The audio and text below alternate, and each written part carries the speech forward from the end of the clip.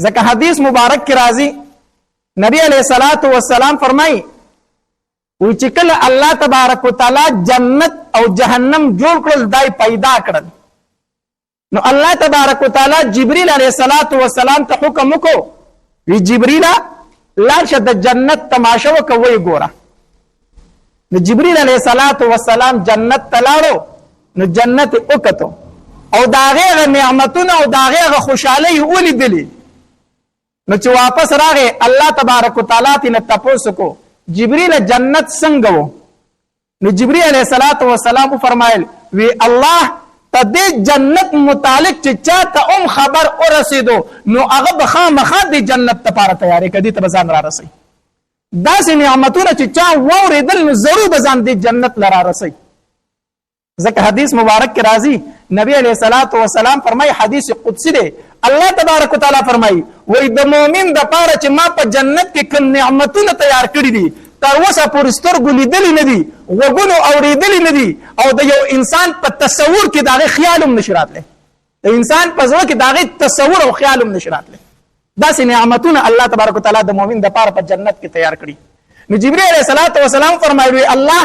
دا کم نعمتونه چې په جنت کې دي کوم انسان چې د دې نعمتونو نه خبر شونه ضرور به د جنت په ځان را رسي بیا ورته الله تبارک وتعالى فرمایي جبرئیل لاړ شه د جهنم تماشا وکړه جهنم وینا جبرئیل علیہ الصلوۃ والسلام لاړو د جهنم ننداره وکړه او د جهنم هغه ووري ولیدو د جهنم هغه بړکای ولیدله د جهنم هغه غصه ولیدله داغه عذابونه ولیدل چې واپس راغی الله د دې جهنم متعلق چې د چا وګونو تم د دې خبر ورسېدو چرته به د جهنم ته غران شي چرته به د جهنم ته رانشي بیا ورته الله تبارک وتعالى او فرمایلی جبرئیل اوس لاړ شه بیا د جنت تماشا وکړه ځکه دا جنت چې دا ډېر ښایسته ما تیار کړی ډېر ښکلی ما تیار کړی دی خو دې جنت ته به راځي خلک څنګه د دې د راتلو هغه اسباب ورشه وګوره چې دې جنت ته به سړی څنګه راځي نو جبرئیل علیہ الصلوۃ والسلام لاړو او چې کوم اسباب دي د جنت د تلو کوم اعمال دي د جنت د تلو کوم تکلیفونه برداشت کول دي د جنت لپاره چې هغه ولیدل کنه او واپس راغی وی الله دې جنت ته هیڅوک نشي راتلی که څوک راځي صرف ستا په رحم به راشي دې جنت ته راتله ډېر مشکل دي ځکه چې دې جنت ته راتله په تکلیفونو باندې دي په مصیبتونو باندې دي څه تکلیفونه د شریعت دي او څه تکلیفونه اسې په انسان باندې راشي لکه مونځ کول د ورځې 15 ټیمه دا به چې ته ګران کار دی کنه غرمه خلک خوبونه کوي ته په غرمه کې پاسې جمعه ته به منځله راځي لاندې لاندې شپې دي خوب به دې لا پوره شوی نه بیا به منځله پاسې په ژمي کې یخې شپې د سحر منځله به پاسې مسجد ته به راځي سخته ګرمي به وي تږی به وي وږی به خو روژه به نیسي دا تکلیفونه نه دي روژه به نیسي دارنګې بدني تکلیفونه په انسان باندې ډېر شی راځي که نه تبه ده ټوخی دی بل مرض دی غریبي ده بل مرض دی بل مرض دی دا تکلیفونه په انسان راځي نه نو دا ګوره د جنت لپاره یوه ذریعه ده په انسان باندې دا تکلیفونه راتلل لکه حدیث مبارک کې راځي نبی علیہ الصلوۃ والسلام فرمایي وای د یو انسان دپاره الله تبارک وتعالی په جنت کې ځای جوړ کړی وي دی د جنت دپاره پیدا کړی وي خو دی په خپل عمل باندې دغې ځای ته نشي رسېدی الله د ده یو مقام مقرر کړی په جنت کې خو د ده عمل داسې دی چې دی هغې ته په دې عمل باندې ځان نشي رسولی نو الله تبارک وتعالی په ده باندې تکلیفونه راولي مصیبتونه پرې راولي نو په هغې تکلیفونو او مصیبتونو سره الله د ده نه ګناهونه ختم کړي او د ده درجې پرې اوچتې کړي د دې درجې پرې څه کړي اوچتې کړي نو الله په دې تکلیفونو سره دغې ځای ته ورسوي او دا کم تکلیفونه او کم مصیبتونه دي چې کله په انسان باندې مصیبت راغی تکلیف پرې راغی د په دغې ټایم کې بدې ردې نه ویلې د الله ناشکري نه کوله بس وی الله دا غریبي هم ستا د طرف نه ده بس الله دا مصیبت هم ستا د طرف نه دی الله دا مصیبت راله په شفا باندې بدل کړه الله دا غریبي راله په مالداري باندې بدل کړه روایت کې خو راځي د انسان په لاس کې غنه لاړه شي غنه که نه په دې ورته هم الله اجر ورکوي په دې ورته هم الله اجر ورکوي چې دته یو تکلیف میلاو شو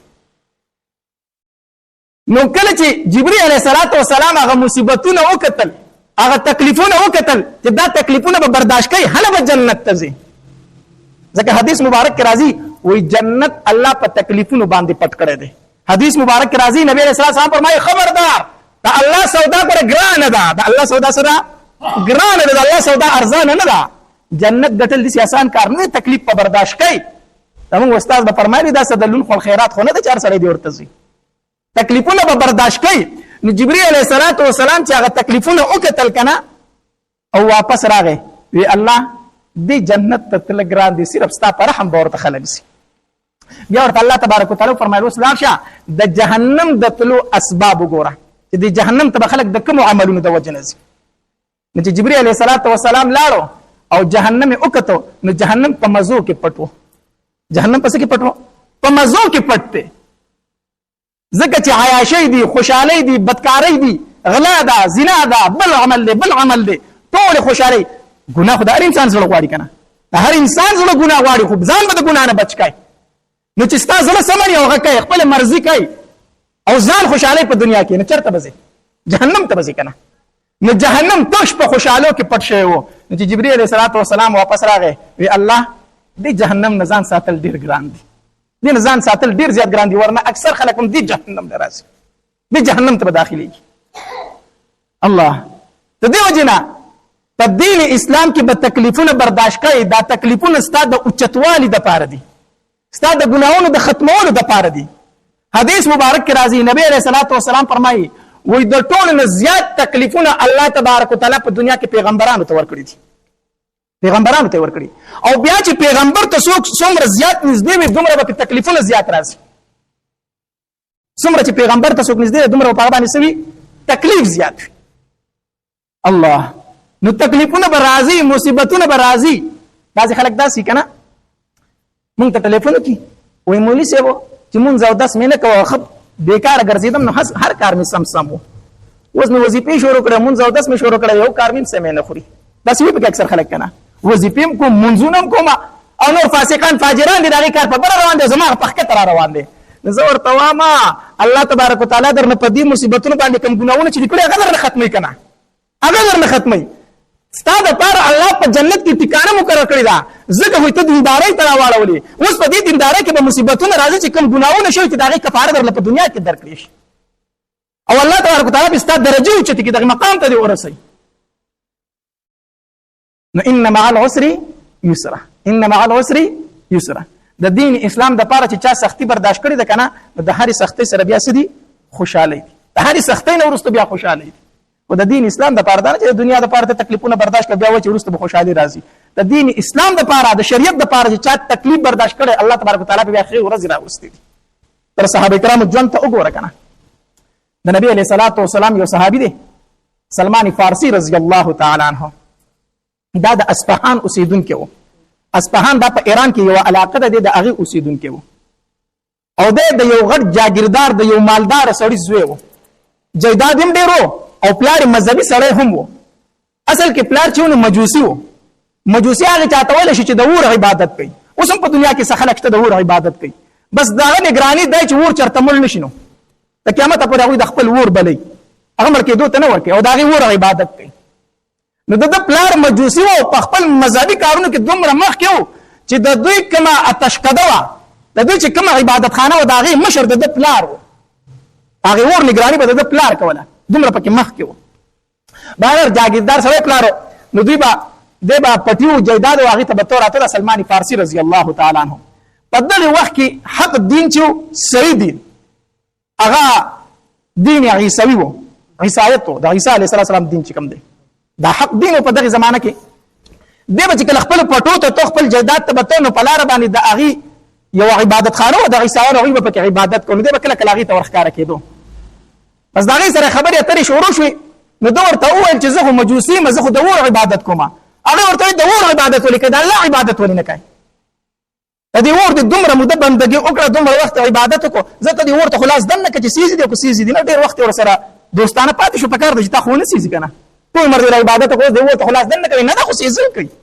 داسې عبادت کوي سوځي دی او عبادت هم کوي نو عبادت د چا وکړم د یو الله بندګي وکړه بهرحال د هغې دا خبرې د ده زړه ته پرېوتې نو ده عیسایت قبول کړو نو بیا به د کور نه د پټو په بهانه درته وتو چې زه پټي ته ځم او هلته کې هغې د عیسایانو عبادت خانې ته به ننوتو هلته کې به عبادت کو پلار یې پې خبر شو چې پلار یې پې خبر شو نو دی ډېر زیات ووخو سلمان فارسي رضی الله عنه ډېر زیات ووخو ته ما ته هم نه ګورې زه د خپل دین مشر یم او تا خپل دین پرېښود بل دین دې قبول کو ډېر زیات یې ووخو حتی در دې پورې چې په زنځیرانو یې وتړو چې ویې تړو بهرحال دا عبادت خانه والے ته وویل چې دلته ما پلار نه پریدي پس طریقې ته خبر ولېګو خو تاسو مین مرکز تاسو غټ مرکز کوم ځای کې دی زموږ غټ مرکز په شام کې دی وی کو چرته تاسو څه کسان شام ته تلو ما خبر کړه چې زه سره لاړ شم دلته ما پلار نه پریدي هغه ټیک ده یا سه عیسایانو شام ته تلل دته سوال جواب راولېګل چې مونږ زو کو تر سره مرګ کېږي روان شه مسلمان فارسی رضی الله تعالی هغه زنجیران مات کړ په اړه طریقه چې ځان کولو کو هغه کافرې ته ځان ورسو او لاړ شام ته ځان ورسو شام ته وتښتېدو چې شام ته ورسېد الته تاسو کو په تاسو کې غټ فادری دلته کم یو دی دا عیسایانو چې کم غټ عالم دغه دلته کم یو دی چا ورته وته نو خو دا دی چې التلال ډیر ضعیف فادری دا خدمت شروع خپل ټوله کیسه ورته وکړه چې پلار مې ډیر مالدار سړی دی او زه د یو مالدار سړي زوی ما خو پلار مې مجوسي دی او زه په دغه باندې مجبوره کړم کوم زه د کور نه راتښتېدلی ما او ما عیسایت قبول کړی دی هغه ورته وی ټیک ده زما سره به د هغه خدمت کوو زده کړه به یې کوله هغه پادري ډېر ښه سړی و ښه سړی و نیک سړی و ده د هغه خدمت کو خو بوډا و نو چې کله د هغه د مرګ وخت رانږدې شو د ځنکدن ټایم و بیمار شو نو ده ورته وی ته خو مرې مړ کېږي او زه خو مسافر یم وطن ته واپس تللی نه شم چې ته مړ شې نو زه به چېرته ځم ما ته خو سلار وښیه که نه نو دغه فادري ورته بیا بل فادري وخو په پلانکۍ علاقه کې زمونږ یو فادري دی او ډېر نیک سړی دی ته به دغه خواله لاړ شي چې زه مړ شم بهرحال دغه پادري مړ شو دوی دفن کو چې دفن کو سلمان فارسی رضی الله عنه خپله کډه کندرې راواغسته روان شو لاړو هغې بل فادري له ورسېد هغه ته خپله کیسه وکړه چې تا له پلانکي فادري رالېږلی م هغه مړ دی خو هغه راته چې د خواله به لاړ شي هغه ورته وي ټیک ده ده د هغه خدمت شروع کړو د هغه نه یې زده کړه شروع کړه خو دا دویم فادري چې و که نه دا ښه سړی نه و سلمان فارسی رضی الله عنه فرمایي دی ټیک سړی نه و هسې په ظاهر کې د ځان نه یو پیر یو نیک راښکلی و خو یې نورو ډېر دنیادار سړی و پیسې به یې د خلکو نه اخېستلې په څه طریقه جمعواري کوله ما د ده خدمت کوو دیم بوډا و وی دې رانم په مړ کېدو شو نو ما ورته ویل چې ته خو مرې خو زه به چېرته ځم ده راته درېیم تن یاد کړو چې زه مړ شم هلته به لاړ شي بهرحال دی مړ شو چې دی مړ شو هغې ځای نه روان شوم هغې درېیم پادري له ورسېدم هغه هم ضعیفه سړی و دا خدمت مې کو د هغه هم ټایم د مرګ راغی چې هغه مړ کېده هغه ته مې تپوس وکړو چې ته رانه مرې زه به چېرته ځم هغه راته یوه خبره وکړه هغه راته وي چې زما نه وروسته ته د هېچا خواله مه ځه ځکه زمونږ عیسایت چې دی دا اوس ډېر خراب شوی دی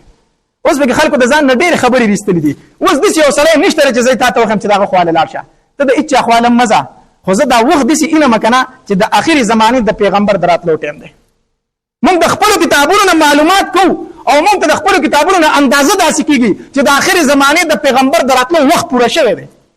نو ته د هېچا خواله مه ځه د آخرې زمانې د پیغمبر تعالی شروع که زمانه پس سلمان فارسی رضی الله عنه فرمایي هغه زه پېژنم څنګه دغه فادري ورته تا ته زه 15 علامات ښیم چې دا 15 نښې پکې موجود وي که نه دا به د آخرې زمانې پیغمبر وي کومې وی یو دا چې د آخرې زمانې پیغمبر چې په کومه علاقه کې پیدا کېږي هغه به شګله نه ځمکه تش بیابان به وي شګې به وي شینکې به پکې نه وي یو دا علامت دی وی دویم دغه پیغمبر چې کومې علاقې ته هجرت کوي په هغې علاقه کې به کجورې ډېرې زیات وي کجورې به پکې زیات وي وی درېیم علامت د دې پیغمبر دا دی چې صدقه به قبلوي خو خوري به یې نه خوري به نه او څلورم علامت دا دی چې هدیه به قبلوي هم او خوري به هم او پنځم علامت دا دی چې شاته د ولو په منځ کې به مهر نبوت وي دا پنځم علامت دی وی دا 15 خبرې چې په عموم طریقه نه دا د آخري زمانې پیغمبر دی سلمان فارسی رضی الله عنه فرمایي وایي دغه فادري مفات شو مونږ دفن کو او زه دغه د خوا نه رووتم او ځان له مې څه ګډې بيزي واغستې تجارت مې شروع کړو چې دا تجارت به کوم او دا ګډې بيزي به څارومه دا شپانه خو ګرځي په هر علاقې ته دی رسېدلی که نه نو ګرځم او د خلکو نه به معلومات کوم د آخري زمانې پیغمبر پسې به ګرځم ګډې بيزي مې واغستې ځان مې تجارت هم کو هغه مې سره ولې هم نو خوش کو په بیابانونو باندې به ګرځېدم یو قافله را سره میلو شوله د هغې نه مې تپوس وکړم چې تاسو د کومې علاقې یئ ما ته وایي چې موږ د مکې یو ما وایي چې یاره دا داسې دې زمانه کې به تاسو خبر شوي نه چې چا د پیغمبرۍ دعوه خو به نه یې کړي یا هغوی راته وایي چې هغه زموږ په علاقه کې دی که نه زموږ د علاقې سره د پیغمبرۍ دعوه خو کړې یو هلک راوتی دی ما ورته وایي چې ستاسو په علاقه کې موجود دی چې او ما چې ستاسو علاقه څنګه علاقه ده چېرې زموږ علاقه خو تشې شګې دي نو تشې شګې دي چینکي پکې نشته ما وایي چې زه اول علامت خو مې وموندو اول علامت مې وموندو بیا مې ورته وایي چې دا پیغمبر څنګه سړی دی د هغه متعلق چې څه خبرې وکړو نو زما په زړه کې لږ نور هم رغبت پیدا شو ما ورته وایي چې یاره تاسو ما خپل کلي ته ځان سره به ونه ځئ دې راته وایي چې ولې نه چې کله موږ واپس ځو تا سره لاړ شه که نه ما ورته وایي چې ټیک ده بهرحال دې کافرې چې کله واپسي کوله ما ته وایي چې موږ خو ځو را سره ځي ما وایي چې زر سره ځم دوی سره مې واپسې وکړه روان شوم وی دغه کسان ډېر ظالمانو ختل دغه قافلې والا زما سره چې کومې ګډې بيزې وي په لاره یې درنه په زور واغستې هغه رانه هر څه واغستل او زه یې پرې نه ښودلم زه یې ونیولم او هلته کې منډایي ته بوستم په هغه وخت کې به دا وینځه غلامان خرڅېدلو منډایي ته بوستم د تجارت قافله وه وی هلته کې وویل چې دا زموږ غلام دی مونږ یې خرڅوو ما ډېرې چلو وویل چې زه غلام نه یم آزاد سړی یم آزاد سړی یم وی چا منله او هغه قافله وه د هغې خبره خلک اورېده زما هغه چا نه اورېدله په منډایي کې خرڅ کړم غلام یې رانه جوړ کړو سامان یې رانه مو اخېستو غلام یې رانه هم جوړ کړو خرڅ یې کړم وی چې خرڅ یې کړم ډېر زیات مې وچړل ډېر زیات مې وچړل وی ما وی چې الله د بادشاهۍ ژوند مې پرېښودو د ملکۍ او د نوابۍ ژوند مې پرېښودو د پلار خو مې په علاقه کې ملکي او نوابي وه او زه راوتې دې دپاره وم چې د آخر پیغمبر ته ځان ورسم دین حق قبول کړمه نه خو زه غلام شم زه خو اوس د آخرې زمانې پیغمبر ته هم نشم رسېدی اوس خو د دوی خوښه ده چې ما سره څه کړي نو ځکه غلام به تښتېدی هم نه شو چې غلام به وتښتېده نو د هغه مرګ به دوی روا ګڼو وجې به بیا چې کوم ځای به چاړان دی په یوه وجې دا تښتېدلی دی زما غلام دی نو تښتېدی خو هم نه شم ځکه که وتښتم بیا خو مې مرګ ځای دی او ژوند د غلامۍ شو ډېر زیات مې جړل الله ته بهر حال دی که چا اخېستی وم هغه په بل خرڅ کړم هغه په بل خرڅ کړم څه ډېر ځایونه خرڅ شوم تقریبا څه 15 ځایه خرڅ شوم په آخر کې چې زه چا واغستم هغه د مدینې منورې یهودي هغه واغستم چې هغه واغستم هغه روان کړی وم بوستم هغې علاقې ته ورسولم چې کجورې پکې ډېرې وي ما ورته ویل چې دا کومه علاقه وي چې دا یثرب دی یثرب وي کجورې پکې ډېرې وي نو زه خوشحاله شوم ګوره چې دا پیغمبر هغه ځای بدای کو ځکه مدینه منوره کې کجوره ډېره زیاته ده ښه علماو لیکلي دي چې کله حج له لاړ شو عمرې له لاړ شو بیا مدینې منورې ته ځې که نه نو په بس کې چې ناست که نه او کله د کجورو باغات شروع شو د کجورو باغونه شروع شو نو د مدینې منورې حدود شروع کېدو والا دي د دغې ځای نه به ته درود شریف شروع کړي چې کله د مدینې منورې د کجورو باغات ته ولې درکه الله دې موږ ټول حج عمرې له بوځي چې کله د مکې نه ځئ مدینې منورې ته نو چې کله د کجورو باغات شروع شو د کجورو ونې شروع شوي د دغې ځای نه څه شروع کړه درود شریف په شروع کوي دا علماو لیکلي صحیح طریقه ده د دغې ځای نه به درود شریف شروع کوي د دغې ځای نه بیا د مدینې حدود شروع کېږي ځکه نو مدینه منوره کې کجوره ډېره ده نو ما وایي چې کېدی شي هغه هجرت چې به کوي هغه به دا ځای وي به هر حال د یهودي سره ومه او هغه له مې به زمینداره کوله او دا یهودي را باندې ډېر زیات مین وي ما به ډېر په اخلاص کار کوه نه را باندې مین هم ډېر زیات و وی لګیا وم په پټو کې مې د هغه کار کو په کجورو کې کار مې ونه کو په دې کې ناڅاپي چغې شو شور شو په مدینه منوره کې وی زه لږ ودرېدم چې دا شور داسې شي دی وی تپوس مې وکړو چې ولې دا خلک سره راوتې دا شور او دا غوغا سره جوړه شوه وی چې د آخرې زمانې هغه پیغمبر چې و که نه هغه د مکې نه مدینې منورې ته هجرت وکړو پیغمبر د مکې نه مدینې ته راغی وی ما وی چې ځه الله تبارک وتعالی هغه دویم علامت هم پوره کړو دویم هم پوره کړو وی نه غواړم خپل مالک لره مالک ته مې وی چې ما له لږې کجورې نه راکوي غلام دی که نه ما ته چې ما له لږې کجورې نه راکوي زه له دغې سړي خوا لځم ځان سره به لږې کجورې وړسم هغه راته وی چې ولې نه کجورې والتې که نه د ځان سره مې کجورې واغستې وی مې غستې لاړم د دغې پیغمبر خواله وی چې ورسېدم ما ورته کجورې مخې ته کېښودې ما ورته وی چې زه سلمان فارسي یم د فارس اوسېدونکی یم خو دلته غلام یم ما ته وی چې دا کجورې د څه دي ما ورته وی چې دا مې تاسو له صدقه راوړې ده نبي علیه السلام رانه واغستې قبول یې کړې پرې ملګرو ته وی چې هلکه وخورئ تاسو وخورئ ما ورته وی چې تاسو وی چې سلمانه موږ پیغمبران صدقه نه خورو موږ پیغمبران صدقه او درېیم علامت خو پوره شو موږ پیغمبران صدقه نه خورو وی رالم بیا د مالک خواله د څه ورځې پس مې ورته وی چې ما له لږې کجورې نه راکړه زه هلته ورځم چې واله که نه بیا مې کجورې واغستې چې واغستې بیا د دغې پیغمبر خواله ورغلم ما ورته کجورې کېښودې چې سلمانه څه دي ما ورته وی چې کجورې مې راوړې دي خو دا تاسو قبول یې کوئ نو ما ته چې د څه کجورې دي ما چې دا مې هسې هدیه راوړې تاسو لره نبي علیه السلام ته په خپله اول واغسته وخوړه بیا ملګرو ته چې هلکه وخورئ وخورئ هدیه یې وخوړه هم په ملګرو یې تقسیم کړه ما چې زه څلورم علامت هم پوره شو اوس یو علامت پاتې دی چې مهر نبوت دی وی د نبي علیه الصلاة والسلام سره داسې کېناستم نو بیا پاڅېدم د نبي علیه السلام د ملګرو سره په خبرو اترو شو نو زه پاڅېدم د نبي علیه السلام شا طرف ته به بار بار تلم چې اوس مهر نبوت وینم که نه اخري علامت پاتې چې دا وینم بار بار به د نبي علیه السلام شا ته تلم خو ویلی خو مې نه شو چې د الله پاکه پیغمبره دا څادر ښکته کړه چې زه دې دا ولي مبارک وینم ویلی خو مې نه شو ما وایي چې زه دا څادر به چېرته داسې وکشي چې زه به یې وینم نبي علیه الصلاة والسلام را باندې پوه شو چې سلمان فارسي څه لیدل غواړي سلمان فارسي څه لیدل غواړي نبي علیه السلام داسې د ځان څادر ته وکړی کمیس نه نبي علیه السلام دا څادر داسې ښکته وکشه چې وکشو وی مهر نبوت مې د ولو په منځ کې ولیدو چې د کوترې د اګۍ په مقدار باندې الله محمد رسول صلی الله علیه وسلم چې لیکلي شوي چې دا مې څنګه ولیدل ورمنډه مې کړه خوله مې پکې ښوده او په چغو چغو نبي علیه الصلاة والسلام ته په جلا شوم چې د الله پاک پیغمبر ما هم دا لیدل غوښتل دا مې لیدل غوښتل د نبي علیه الصلاة والسلام له رالمه په جړا ورته شو ما ته چې کلمه راته وایا دې کلمه راته ویل نه ما ته چې سلمان دلته راځي ما چې د الله پاک پیغمبر نشم راتلی زه پر دې غلام یم زه بس تا خو څنګه راسم زه راوته په تاسو مخ غلام شوی مسو کما نبی رسول الله صلی الله علیه وسلم چې سلمان د دې مولا سره د عقد کتابت وکړه عقد کتابت سره وکړه مکاتب دي تا جوړ کی او ته بل دومره پیسې درکم ما آزاد کا دا عقد سره وکړه ایمای چې ټیک ده اله خپل مولا ته نوی چې ما آزاد کا زه بدر پیسې درکم نو چې سره څوک یو شی نه خرڅي کنه د سره ټی و چې څوک نه کنه داسې کنه زمانه مولا ډیر رضا یا غره سلمان دومره بسره راوړي دومره سره راوړي او په پلان کې باغ پټی کې رااله د کجورو یو باغ ولګوا او چې کله هغه کجورو دانې شروع کړل بیا خبرې کوم بیا بس کو ایمه چې زما ارمان نه پوره کیږي زما ارمانو یو به دومره سره د کم طرف راوړم او بل دار چې کجوره دانه نسی ته کجوره نه لکه او غټیږي او بیا دانې نسی پاغه کو کړو نه لګي کجوره نه لکه کنه بیا چې هغه دانې ترسه نسو کال پکې لګي ایمه چې دار ارمان زمانه پوره کیږي ایران نبی رسول الله صلی الله علیه وسلم لره استرګونه مې وخت روان شي مې چې الله پاک پیغمبران نه کیږي ما ته چې ولي ما ته چې قرآن هغه دومره سره غواړي نو زما سره کم دي زه غلام یم او دغه هغه چې کجور باغ را لولګو چې دانی ونی بیا به آزاد ومه نو دا کېږي نبی رسول الله صلی الله علیه وسلم فرمایل چې سلمان دا خبر سره پخکا اور سره سکا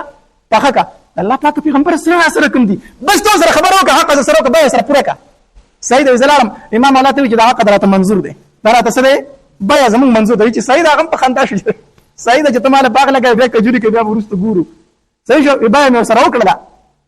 ورځ لګي غون تطیر نه وی چې نبی رسول الله صلی الله علیه وسلم را پسې سوال جواب کوي سلمان فارسی ته زما خواله راشي اذا نبی رسول الله صلی الله علیه وسلم خواله را لمه نبی رسول الله صلی الله علیه وسلم را کړ چې سلمان دا سره واله دا سره واله